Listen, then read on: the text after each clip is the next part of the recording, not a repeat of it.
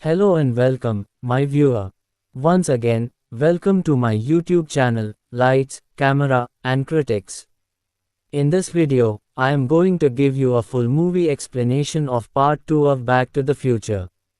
Released in 1989, directed by Robert Zemeckis, with a story conceived by Zemeckis and Bob Gale, this film stars Michael J. Fox, Christopher Lloyd, and Lee Thompson. It also features Jeffrey Weissman replacing Crispin Glover, Elizabeth Shue replacing Claudia Wells, and Thomas F. Wilson returning as the iconic villain. This story is the direct continuation of the original masterpiece. This time, Marty McFly and Doc Brown travel to the year 2115 to prevent trouble for Marty's future son, but their actions allow Biff Tannen to create a corrupt, alternate 1985 using a stolen sports almanac. To fix the timeline, they must return to 1955 and stop Biff without interfering with Marty's original adventure. So, without wasting another moment, let us dive into the story explanation of Back to the Future Part 2. The film continues directly from the first movie. The story opens in 1985 as Dr. Emmett Brown arrives from the future in a now hovering DeLorean. He insists that Marty McFly and Jennifer Parker accompany him to the year 2115. Upon arrival in a technologically transformed Hill Valley, Doc explains the mission. Marty's son is about to be coerced into a robbery by Biff Tannen. Marty successfully intervenes by impersonating his son and winning a thrilling hoverboard chase. However, Marty then succumbs to a moment of greed. He purchases a sports almanac from an antique shop. He hopes to use the scores from 1950 to the year 2000 to place winning bets once he returns home. The central conflict is ignited when Dr. Brown discovers the almanac and lectures Marty on the ethics of time travel. Doc eventually discards the book in a trash bin. Unbeknownst to them, an elderly Biff Tannen has been eavesdropping. Old Biff steals the discarded book and the unattended DeLorean. He travels back to November 12, 1955. He delivers the almanac to his teenage self and returns the car to the future before he is detected.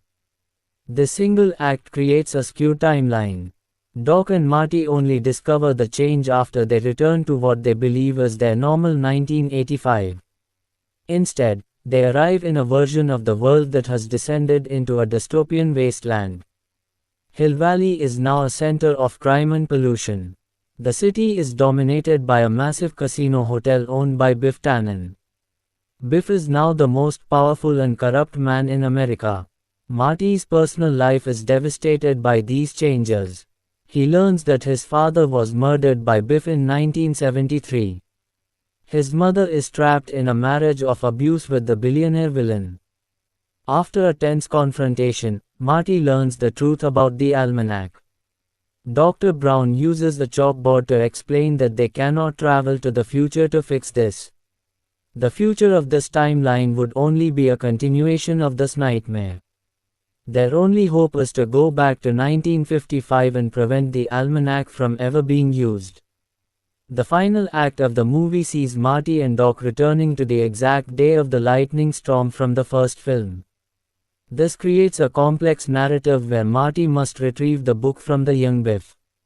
He must do this without being seen by his past self. Any interaction could cause a catastrophic paradox. The mission is fraught with near misses during the Enchantment Under the Sea dance. Marty must fight off Biff's goons while his past self is performing on stage. Marty eventually manages to snatch the almanac during a high-speed tunnel chase. He burns the book, and the immediate restoration of the timeline is confirmed. A changing headline in a 1985 newspaper shows that his father is alive again. However, the victory is short-lived. As a massive thunderstorm rolls in, the DeLorean is struck by lightning while hovering in midair. The car vanishes in a flash of light. This leaves Marty stranded in the mud and rain of 1955.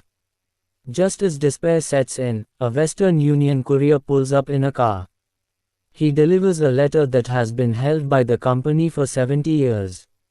The letter is specifically addressed to Marty.